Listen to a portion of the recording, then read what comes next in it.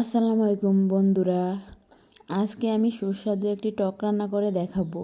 প্রথমে পরিমাণ মতো তেল দিয়ে দিলাম, পরিমাণ মতো পেঁয়াজ কুচি দিয়ে দিলাম, রসুন কুচি দিয়ে দিলাম। রসুনগুলা ভাজা হয়ে সারলে টমেটো দিয়ে দিলাম। টমেটো দেওয়ার পর হলুদের গুঁড়া, লবণের গুঁড়া দিয়ে দিলাম, পরিমাণ মতো পানি দিয়ে দিলাম। তারপর আমি ঢাকনা দিয়ে ঢেকে দিব সিদ্ধ হওয়া পর্যন্ত। তারপর ঢাকনা খুলে দেখবো আমার টমেটো সিদ্ধ হয়ে গেছে।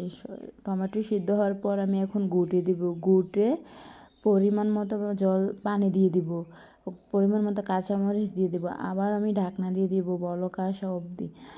আমার টক অনেক ভালোভাবে বলক চলে আসছে। এখন আমি ধনেপাতা দিয়ে 5 মিনিট রেখে আমি তুলে নিব। এই তো আমার সুস্বাদু টক হয়ে গেছে। কেমন হয়েছে বন্ধুরা জানাবেন। আসসালামু আলাইকুম।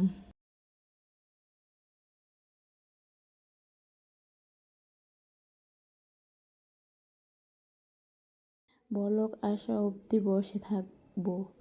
বলক আসার পর আমি ভালো মতো বলক আসার পর আমি ধনেপাতা দিয়ে, তো আমার টক ভালোভাবে বলক চলে আসছে। আমি এখন ধনেপাতা দিয়ে 5 মিনিট রেখে আমি তুলে নিব। আমার সুস্বাদু টক হয়ে গেছে। দেখতে বন্ধুরা কেমন হয়েছে জানাবেন।